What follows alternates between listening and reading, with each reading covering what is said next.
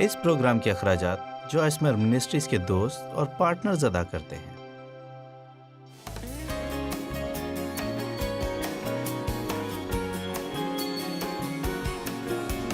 لوگوں کی ایک بڑی اکثریت اپنی زندگی سے پیار نہیں کرتی، وہ اپنی زندگیوں سے محبت نہیں کرتے، لیکن میں اپنی زندگی سے پیار کرنا چاہتی ہوں۔ آپ جانتے ہیں، کیونکہ یہ صرف ایک بار ملی ہے، آپ اسے پیچھے مڑ کر دوبارہ نہیں دیکھ سکتے ہیں، آپ اسے دوبارہ حاصل نہیں کر سکتے۔ آپ کو صرف ایک ہی موقع ملتا ہے۔ آپ میں سے کتنے ہیں جو پہلے ہی اپنی زندگی ضائع کر چکے ہیں اور اب آپ اسے مزید ضائع کرنا نہیں چاہتے؟ در حقیقت آپ اسے تیزی کے ساتھ اوپر چڑھانا اور انتہائی حد تک بہتر بنانا چاہتے ہیں تاکہ اپنے ماضی کی غلطیوں کو سدھار سکیں۔ لہٰذا آپ جانتے ہیں کہ میں اسے کہتی ہوں ایسی زندگی گزارنا جس سے آپ کو محبت ہے، لیکن غالباً یہ بھی کہا جاتا ہے جو زندگی آپ گزار رہے ہیں اس سے محبت کرنا، جبکہ میرا خیال ہے کہ لوگ اس کے بارے میں اتنا پرجوش نہیں ہوتے۔ آج میں آپ کو یہ سکھاؤں گی کہ آپ وہ زندگی کیسے حاصل کر سکتے ہیں جس سے آپ محبت کریں۔ تو آپ یہ سوچیں گے زبردست، میں ایک بالکل نئی زندگی حاصل کرنے والی ہوں، میں خوش ہوں کہ آج رات یہاں موجود ہوں۔ اگر آج میں آپ کو یہ سکھاؤں کہ اپنی موجودہ زندگی سے کیسے محبت رکھنی ہے تو آپ ایسے ہوتے ہیں، بالکل نہیں، میں ایسا نہیں کر سکتی۔ سنیے، جس چیز پر آپ توجہ دیتے ہیں آپ اپنی زندگی میں وہی کچھ حاصل کرتے ہیں۔ یہ ایک چھوٹا سا کیمرہ ہے، اس سے ہم پیاری تصویریں کھینچ سکتے ہیں۔ دیکھیے، جس طرف بھی دیکھوں گی میں وہاں کی تصویر لے سکتی ہوں۔ میں نیلے لباس والی خاتون کی تصویر لے رہی ہوں، یہ نکل آئی۔ آپ جانتے ہیں اسی طرح جتنی زیادہ چیزوں پر ہم توجہ کرتے ہیں، اگر آپ مشکلات کی طرف اپنی نظریں لگائیں تو اتنا ہی زیادہ آپ مشکلات میں گھرتے جاتے ہیں۔ آمین۔ لیکن اگر ہم توجہ کرتے ہیں، دیکھتے ہیں، میں اور کس کی تصویر لے سکتی ہوں؟ چلے ڈیو کی طرف متوجہ ہوتی ہوں کیونکہ یقیناً وہ خوش شکل ہے۔ جی ہاں، آمین۔ واو، میں آپ کو بتاتی ہوں، دیکھیے یہ خوبصورت ہے نا؟ اب دیکھیں،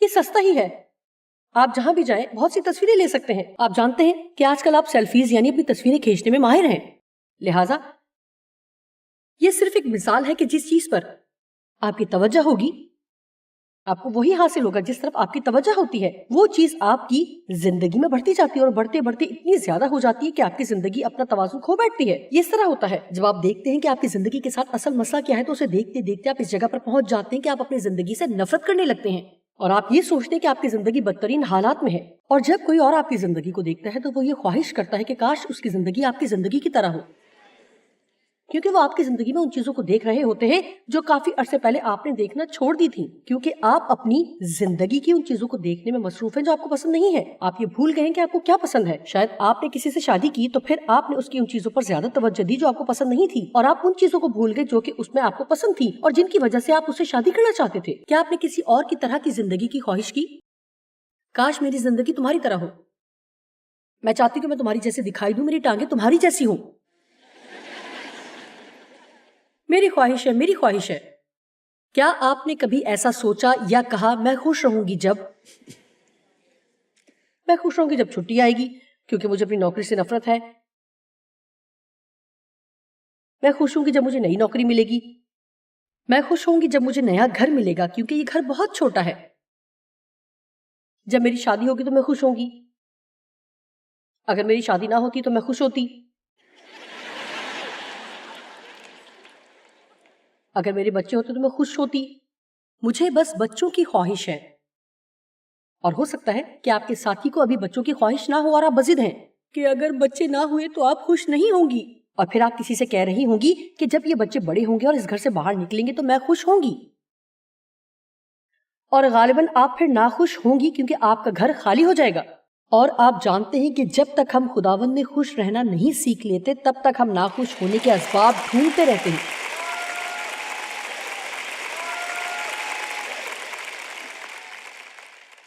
کیوں کچھ لوگ اپنی زندگی کو پسند کرتے ہیں؟ یقیناً اس کی ایک سے زیادہ وجوہات ہیں، لیکن پہلی وجہ جس کے بارے میں آج رات بات کرنا چاہتی ہوں وہ یہ ہے کہ ہم اپنی زندگی مکمل طور پر صرف اپنے لیے نہیں گزار سکتے، یعنی خود غرضانہ اور خود پرستی یا خود سے محبت کرنے والی زندگی، یہ ہرگز ممکن نہیں۔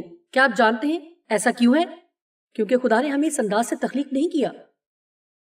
خدا نے ہمیں صرف اپنے لیے زندہ رہنے کے لیے یا اپنی خدمت کے لیے نہیں بنایا، اور یہاں تک کہ خدا کے ساتھ چلتے ہوئے بھی ہم چاہتے ہیں کہ وہ ہمیں ہماری ضروریات کے مطابق ہی دیتا رہے. آمین. ہماری زندگی کا واحد مقصد صرف یہی نہیں ہے. اس کا ہرگز یہ مطلب نہیں ہے کہ خدا ہمیں خوش نہیں دیکھنا چاہتا. حقیقت یہ ہے کہ ہم سب کے اندر خدا نے ناقابل تسکین خواہشات رکھی ہیں جو خوشی کے حصول کے لیے ہمارے اندر جاری رہتی ہیں. ہم خوشی حاصل کرنا چاہتے ہیں اور بائبل ہمیں بتاتی ہے چور اسی خوشی کو چرانے کے لیے آتا ہے لیکن یسوع وہ خوشی واپس دیتا ہے. یسوع اس لیے آیا کہ ہم زندگی پائیں, اپنی زندگیوں سے لطف اٹھائیں اور اسے کثرت سے پائیں جب تک کہ وہ لبریز ہو کر باہر نہ بہنے لگے.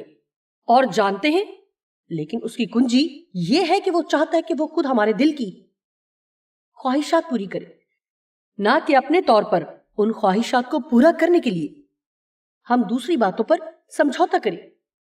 میرا خیال ہے کہ ہمیں اس بات کو دہرانے کی ضرورت ہے. کیا آپ جانتے ہیں خدا خود ہمارے دل کی خواہشات پوری کرنا چاہتا ہے, نہ کہ ان چیزوں کے حصول کے لیے ہم دوسری باتوں سے سمجھوتا کریں یا جو کچھ خدا ابھی نہیں کر رہا خود سے وہ کام کرنے کی کوشش کریں. غور سے سنیں. مثال کے طور پر کبھی بھی اپنی نوکری کے ساتھ سمجھوتا نہ کریں. کبھی بھی نوکری میں ترقی کے لیے اخلاقی اقدار پر سمجھوتا نہ کریں. بالکل بھی ایسا نہ کریں. ہو سکتا ہے کہ کئی نوجوان لڑکیاں نوکری میں ترقی کے حصول کے لیے اپنی اخلاقی اقدار کو قربان کر دیتی ہوں. یاد رکھیے حقیقی ترقی صرف خدا کی طرف سے ملتی ہے. اگر ترقی کے حصول کے لیے ہم کسی بھی غلط بات پر سمجھوتا کرتے ہیں تو پھر یاد رکھیے کہ ہمیں ایسی جگہ پر ترقی ملتی ہے جہاں ہم بہت ہی مشکل اور ناخوشگوار صورتحال میں زندگی گزاریں گے. چند دن پہلے میں کسی کو یہ مثال دے رہی تھی اور دراصل میں جوائل کے بھائی ڈاکٹر پال آسٹین سے بات کر رہی تھی. وہ میرے ساتھ ایک ٹی وی چینل پر اکٹھے تھے اور ہم نوجوان نسل کے بارے میں کچھ بات کر رہے تھے. اور جب میں کہتی ہوں کہ نوجوان نسل تو میں ان کے بارے میں شکایت نہیں کر رہی, بلکہ ہمارے ساتھ بہت سے نوجوان ہیں جو ہمارے لیے کام کرتے ہیں. اگر ہمیں ان کی قابلیت حاصل نہ ہو تو مجھے شک ہے کہ ٹی وی پر ہمارے پروگرام اتنے اچھے دکھائی نہ دیں جتنے کہ ابھی دکھائی دیتے ہیں. میں جانتی ہوں زبردست ہے, نوجوانوں کا ایک گروہ ہے. میرا مطلب وہ کہیں بھی ہو سکتا ہے, یعنی 40 یا 40 سے کم عمر, کیونکہ مجھے پتا نہیں ہے کہ عمر کے کس حصے میں آپ نوجوان نہیں رہتے, لیکن وہ چیزوں کے لیے انتظار نہیں کرنا چاہتے. وہ ان چیزوں کو حاصل کرنا چاہتے ہیں جو کسی نے 20 سال کام کرنے کے بعد حاصل کیا. اور ہاں, ایمانداری کی بات ہے کہ میں جانتی ہوں کہ ہر کسی کو اپنے اپنے بل ادا کرنے کی ضرورت ہے. میرا مطلب ہے کہ ہر کسی کو تھوڑا بہت انتظار کرنا ہے اور ایسی صورتحال میں سے گزرنا ضروری ہے, کیونکہ جو کچھ آپ حاصل کرتے ہیں اگر آپ اس کے لیے کام نہیں کرتے یا اس کے لیے انتظار نہیں کرتے تو در حقیقت زیادہ عرصے تک اس چیز کے لیے شکر گزار ہونا ممکن ہی نہیں ہوتا. یہ بالکل ہی ناممکن ہے. اکثر لوگ خود ہی اپنی تشہیر کرتے ہیں اور ہمیشہ ہی یہ کوئی عقل مندی نہیں ہوتی. اگر آپ کے اندر صلاحیت ہے تو اس کا ہرگز یہ مطلب نہیں ہے کہ آپ سامنے اسٹیج پر جانے کے لیے تیار ہیں. میں اس بات کو دہراؤں گی, اگر آپ کے اندر صلاحیت ہے تو اس کا ہرگز یہ مطلب نہیں ہے کہ آپ سامنے اسٹیج پر جانے کے لیے تیار ہیں. بہت سے لوگوں کے پاس صلاحیت ہوتی ہے جو انہیں کسی مقام تک پہنچا دیتی ہے, لیکن اس مقام کو قائم رکھنے کے لیے ان کے پاس کردار نہیں ہوتا. اور ہم بہت ہی دردناک واقعات سنتے ہیں جہاں لوگ ایک بلند مقام حاصل کرتے ہیں اور وہ ایسی جگہ پر ہوتے ہیں جہاں انہیں بہت سے لوگوں کا سامنا کرنا ہوتا ہے. لیکن آپ کے لیے یہ بات ذہن میں رکھنا بہت ضروری ہے. میرا مطلب ہے کہ ایک دفعہ خدا نے مجھ سے کہا, بہتر ہے کہ تم یہ بات اپنے ذہن میں رکھو کہ گو میں تمہارے سامنے بہت سے لوگوں کو لاتا ہوں. اب یہ تم پر منحصر ہے کہ تم ان کی مدد کرو یا پھر ان کو دکھ پہنچاؤ. لہٰذا چاہے وہ اسٹیج چرچ کا ہو یا اس طرح کا اسٹیج ہو, آپ کام کرنے کی جگہ پر سپروائزر ہو یا پھر افسر ہو. ہاں, جب آپ لوگوں کے سامنے کھڑے ہوتے ہیں تو یہ ایک بہت بڑی ذمہ داری ہے. قائد ہونے کا مطلب ہے کہ آپ کے پاس کچھ تجربہ ہو, آپ باکردار ہوں اور آپ درست راستے پر لوگوں کی رہنمائی کر سکتے ہو. آمین. تو ڈاکٹر پال اور میں اس بارے میں بات کر رہے تھے اور پھر چند ایسے حالات سامنے آئے اور ہم ان کے بارے میں بھی بات کر رہے تھے کہ یہ کیوں ہوا, اور اسی طرح کی چند ایک اور باتیں. اور پھر میں نے کہا, پال مجھے ایک صورتحال یاد آئی ہے. میں کسی جگہ کانفرنس کے لیے گئی اور میرا خیال ہے کہ شاید وہ میری تیسری، چوتھی یا شاید پانچویں کانفرنس تھی، اور چند ریڈیو اسٹیشنوں پر بھی میرے پروگرام تھے، اور شاید میں ایک چھوٹی سی کتاب بھی لکھ چکی تھی، اور آپ جانتے ہیں کہ میری خدمت اتنی مشہور نہیں تھی۔ میں بڑی خدمت کرنا چاہتی تھی لیکن اس وقت تک ایسا نہیں تھا، اور جب میں کیلیفورنیا میں تھی تو ایسا ہوا کہ جہاں میں کلام سنا رہی تھی، اشتہار دینے والی ایک کمپنی میرے پاس آئی، اور اس رات وہ میرے پاس آئے اور کہا، آپ جانتی ہیں کہ اگر آپ چاہیں تو ہم آپ کو بڑی بڑی جگہوں پر لے کر جا سکتے ہیں، اور انہوں نے میرے بارے میں اچھی اچھی باتیں کی اور ایسی باتیں بتائیں کہ آپ کی آنکھیں روشن کر دیں اور آپ کو اپنا آپ اہم محسوس ہونے لگے، اور وہ کہنے لگے کہ اگر آپ چاہیں تو ہم آپ کو پوری دنیا میں کلام سنانے کے مواقع فراہم کر سکتے ہیں، ہم آپ کو وہاں پہنچا دیں گے، ہم آپ کو وہاں لے جائیں گے۔ آپ جانتے ہیں کہ میں یہ سوچنے پر مجبور ہو گئی کہ خدا کی طرف سے زبردستی دروازہ کھل رہا ہے۔ آپ کو پتا ہے کہ کئی بار اسحاق کی پیدائش سے پہلے ہمیں اسماعیل مل جاتا ہے، اور آپ کو بہت زیادہ محتاط ہونے کی ضرورت ہے کہ آپ ایسا نہ کریں، بلکہ صبر سے خدا کا انتظار کریں تاکہ جو کچھ وہ آپ کو دینا چاہتا ہے وہ واضح طور پر اس کی تصدیق کرے۔ آمین۔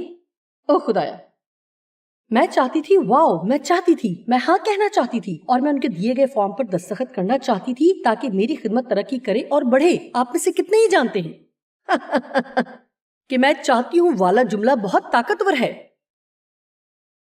میں چاہتی ہوں، میں چاہتی ہوں، میں چاہتی ہوں، میں چاہتی ہوں۔ اور اسی شام جب میں ہوٹل کے کمرے کے بستر پر لیٹی ہوئی تھی اور ڈیو اس وقت وہاں موجود نہیں تھے، اور میں نہیں جانتی کہ اس وقت کہاں تھے، لیکن امید ہے کہ کسی اہم جگہ پر ہی ہوں گے۔ مجھے یقین ہے کہ شاید وہ اس وقت گولف کھیل رہے ہوں یا اس طرح کا کوئی اور اہم کام کر رہے ہوں، ایسا ہی ہوگا۔ ہاں یہ ٹھیک ہے۔ اوہ مجھے یاد آیا، انہوں نے کہا تھا کہ وہ میرے لیے دعا کر رہے تھے۔ ہاں یہ ٹھیک ہے۔ آپ نے کیا کہا تھا؟ آپ کیا کہہ رہے ہیں؟ آہا، اوہ انہوں نے کہا کہ وہ میرے لیے دعا کر رہے تھے کہ میں اس پیشکش کو قبول نہ کروں۔ میرا مطلب ہے لیٹے ہوئے بستر پر خدا نے واضح طور پر مجھ سے بات کی کہ اگر تم یہ کرو گی تو تم ایک بہت بڑی غلطی کرو گی، اور اگر تم میرا انتظار کرو گی۔ میرا خیال ہے کہ آج رات کسی کو اس پیغام کی ضرورت ہے، کیونکہ یہ میرے پیغام کا حصہ نہیں تھا۔ آج رات میں جو کچھ بیان کرنے یہاں آئی ہوں، اس بات کا اس سے کوئی تعلق نہیں ہے۔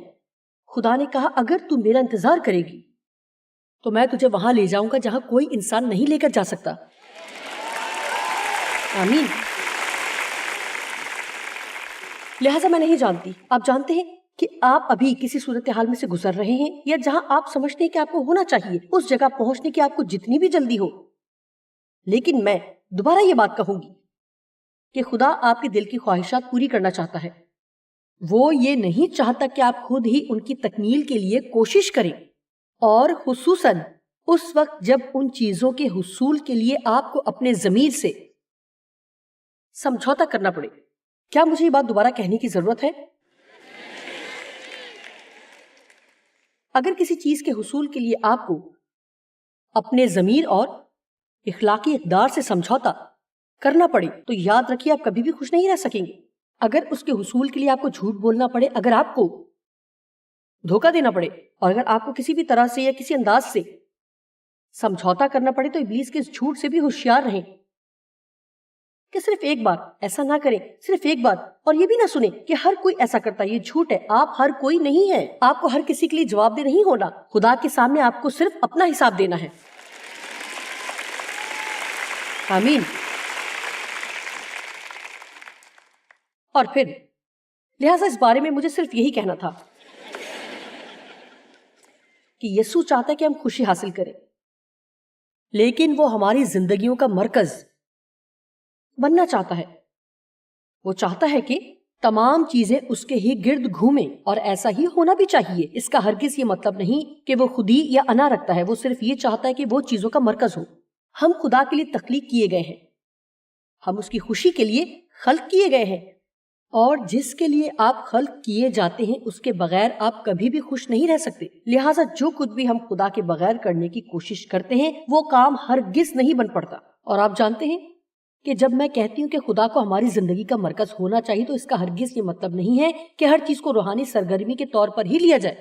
میرا مطلب ہے کہ یہاں ہر طرح کے لوگ موجود ہیں جو ہر طرح کے کام کرتے ہیں۔ میرا مطلب ہے کہ ہر طرح کے کام۔ ہم عبادت سے پہلے ایک شادی شدہ جوڑے سے ملے۔ میں آپ کو ان کا نام نہیں بتاؤں گی کیونکہ میں نہیں چاہتی کہ سب لوگ انہیں ڈھونڈنا شروع کر دیں۔ وہ شخص सर्कस में रस्सी पर चलता था और मैंने सोचा कि ये अच्छी बात है कि वो मसीही शख्स है। मेरा मतलब है कि अगर मैं ईमानदार होती और मुझे ये करना पड़ता, और अगर मैं भी ईमानदार ना होती, तो मैं अपना जहन बना लेती कि जब मैं रस्सी पर चलूंगी तो तेजी से गुजर जाऊंगी। मैं दरअसल ये कहने की कोशिश कर रही हूँ कि यीशु को अपनी जिंदगी का मरकज बनाने के लिए ये जरूरी नहीं है कि आप कोई पास्टर हो या कोई पैगाम सुनाने वाले हो या प्रस्तिश करवाने वाले हो, या फिर आप सिर्फ घर में बैठे और हर वक्त बाइबल का मुताला करते रहें। मेरा मतलब है कि खुदा ने हमें मुनफरिद तख्लीक किया है और जानते हैं कि वो हमें मुख्तलिफ तरह की नेमतें देता है। जो कुछ भी करे वो हमें खुदावंद के साथ, खुदावंद के जरिए, खुदावंद के लिए, उसके फजल और उसके जलाल के लिए करने की जरूरत है।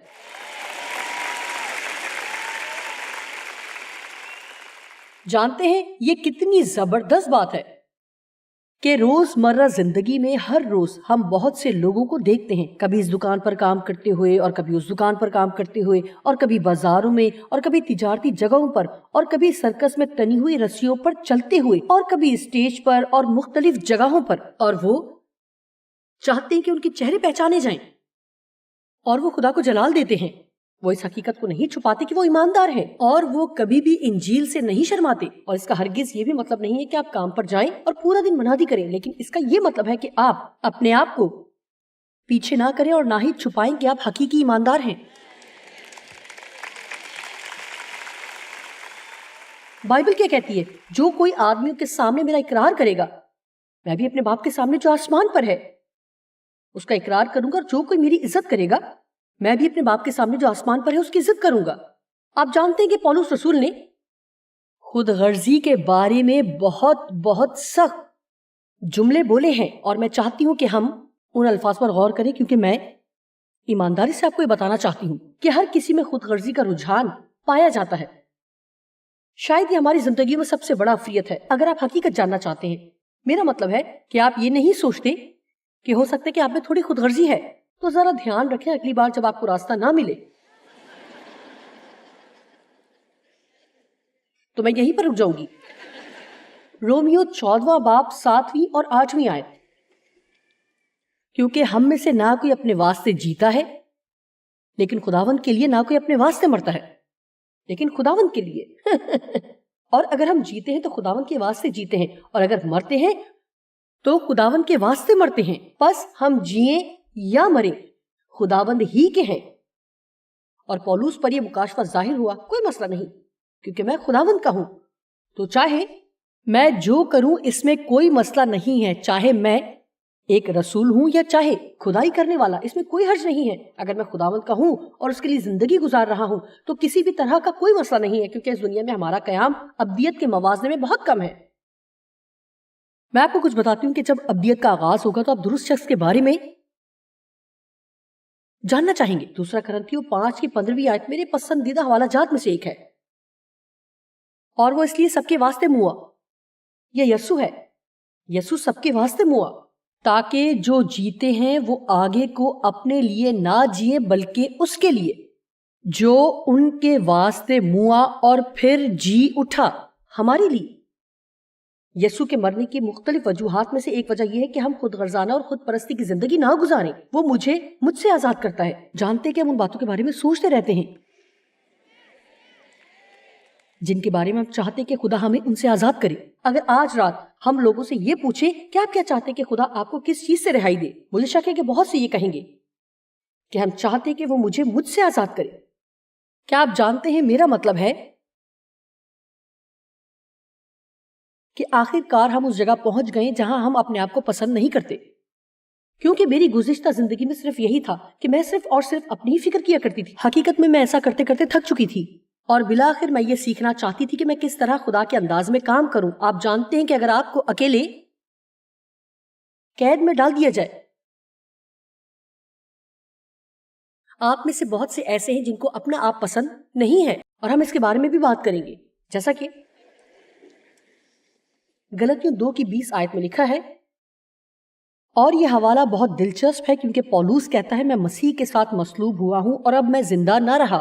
मैं आपको ये बताना चाहती हूँ कि जुमला उसने अपनी तब्दीली के 20 साल के बाद लिखा। लिहाजा ये ऐसे नहीं होता कि इधर आपने निजात पाई जैसे और उधर उसके साथ मोहब्बत टपकने लगे। اور قربانی کے جذبات رکھتے ہوں اور دوسروں کی مدد کریں اور اپنے بارے میں بالکل بھی یہ نہ سوچیں اور آپ اپنی زندگی اس کے قدموں میں رکھ دیتے ہیں، یہ اس طرح سے کام نہیں کرتا۔ اس سب میں وقت لگتا ہے اور لفظ مسلوب ہونا دکھ سہنے کے مترادف ہے۔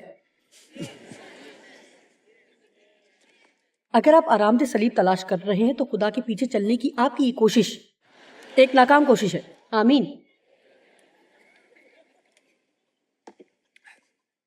میں مسیح کے ساتھ مصلوب ہوا ہوں، یعنی میں اس کی مصلوبیت میں حصے دار ہوں۔ اب میں زندہ نہ رہا بلکہ یسوع یعنی مسیح مجھ میں زندہ ہے۔ آپ میں سے کتنے جانتے ہیں کہ وہ آپ میں رہتا ہے؟ جی ہاں۔ اور میں جو اب جسم میں زندگی گزارتا ہوں تو خدا کے بیٹے پر ایمان لانے سے گزارتا ہوں، جس نے مجھ سے محبت رکھی اور میرے لیے خود کو موت کے حوالے کر دیا۔ جی ہاں، بنیادی طور پر خدا کی یہی مرضی ہے، اسے برتنوں یعنی خالی برتنوں کی ضرورت ہے جنہیں وہ بھر سکے اور پھر ان میں سے برکت بہہ سکے۔ آمین۔ اسے بہت سارے ایسے لوگ نہیں چاہیے جو اپنی گاڑیوں پر اسٹیکر لگاتے ہیں اور چرچ میں اپنی حاضری پوری رکھتے ہیں اور وہ صلیب والی بالیاں پہنتے ہوں اور آپ جانتے ہیں کہ ہاتھوں میں جی مختلف طرح کی خوبصورت اور بڑی بائبل لیے ہوں، اور آپ جانتے ہیں کہ پھر بھی اپنے اندر خود پرستی سے بھرے ہوئے ہوں۔ میں بھی کئی سالوں تک اسی طرح کی مسیحی تھی، مطلب میری تمام دعائیں بھی اپنے ہی بارے میں تھی۔ میرے پاس ایک طویل فہرست تھی جس میں 24 گھنٹے مجھے خوش رکھنے کے لیے خدا کے کرنے کے کام موجود تھے۔ اگر مجھے یہ نہیں ملا تو میرے خیال میں کھڑی نہیں رہ پاؤں گی، اور اگر ڈیو تبدیل نہ ہوا تو میرا خیال ہے میں کچھ نہیں کر پاؤں گی۔ اور دیکھیں، میں ہی اکیلی نہیں ہوں جو اس قسم کے کام کرتی ہوں، ٹھیک ہے؟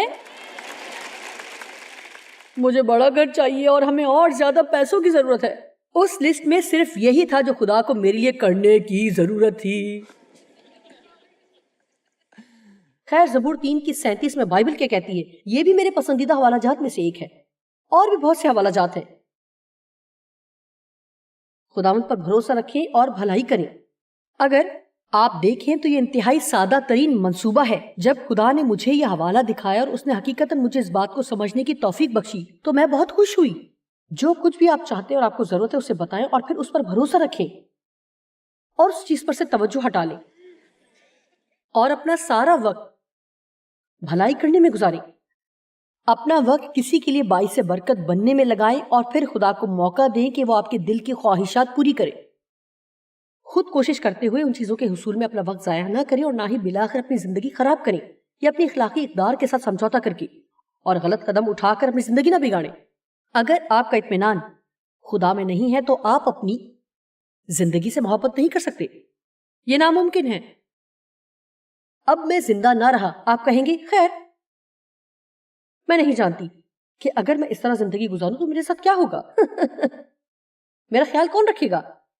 اور آپ جانتے کہ میں ایسی ہی تھی کیونکہ میں نے انسانوں پر بھروسہ کیا اور انسانوں نے ہمیشہ ہی مجھے نیچا دکھایا، لوگوں نے مجھے نقصان پہنچایا، لوگوں نے میری پرواہ نہیں کی۔ حقیقتاً میرے والدین نے میری کوئی پرواہ نہیں کی، میرے باپ نے مجھے زیادتی کا نشانہ بنایا، میری ماں نے میری کوئی مدد نہ کی، اور پھر میں نے ایک ایسے شخص سے شادی کی اور اس نے میرے ساتھ برا سلوک کیا، اس نے میرا استعمال کیا، اس نے میرا سب کچھ چرا لیا، اس نے بینک سے بھی پیسے نکال لیے، اس پر بہت سا قرضہ چڑھ گیا جو مجھے ادا کرنا پڑا۔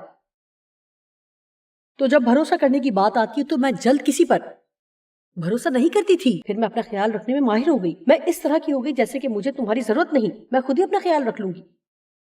سمجھنے کی بات یہ ہے کہ خدا لوگوں کی طرح نہیں ہے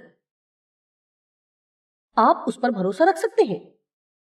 میں آپ سے یہ نہیں کہوں گی کہ جو کچھ بھی آپ چاہتے ہیں وہ سب کچھ پانے کے لیے آپ اس پر بھروسہ کر سکتے ہیں، کیونکہ ممکن ہے کہ جو کچھ آپ مانگ رہے ہیں ہو سکتا ہے کہ وہ اس دنیا میں آپ کی ضرورت کی آخری چیز ہو۔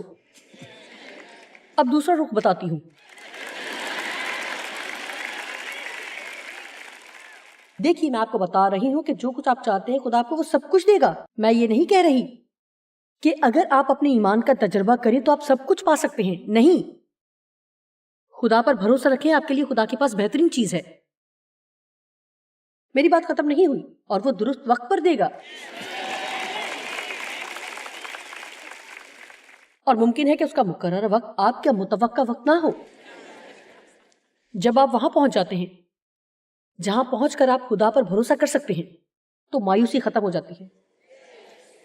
مایوسی تیزی سے غائب ہو جاتی ہے جب آپ اس مقام پر پہنچنے کے مکمل طور پر خدا پر بھروسہ رکھ سکیں۔ تو آپ اپنی زندگی کے ہر دن سے پیار کر سکتے ہیں اور اس سے لطف اندوز ہو سکتے ہیں۔ اپنی برکات گننا شروع کریں۔ زبور 68:19 میں لکھا ہے، آسمانی باپ ہمیں یہ یاد دہانی کرواتا ہے کہ وہ ہر روز ہمارا بوجھ اٹھاتا ہے۔ کیا آپ کو یہ آیت پسند نہیں آئی؟ شاید آپ کہیں میں تو نہیں جانتی، میں تو ابھی بڑی مشکل سے گزر رہی ہوں۔ جی، کیا آپ جانتے ہیں میں جانتی ہوں کہ لوگ مشکل حالات میں سے گزر رہے ہیں اور مجھے ان پر ترس آتا ہے۔ میرا یقین کریں میں اس کو سمجھتی ہوں، لیکن میں آپ کی حوصلہ افزائی کر رہی کہ آپ ہر روز کوئی نہ کوئی ایسی بات تلاش کریں کہ آپ کہہ سکیں کہ مجھے یہ پسند ہے۔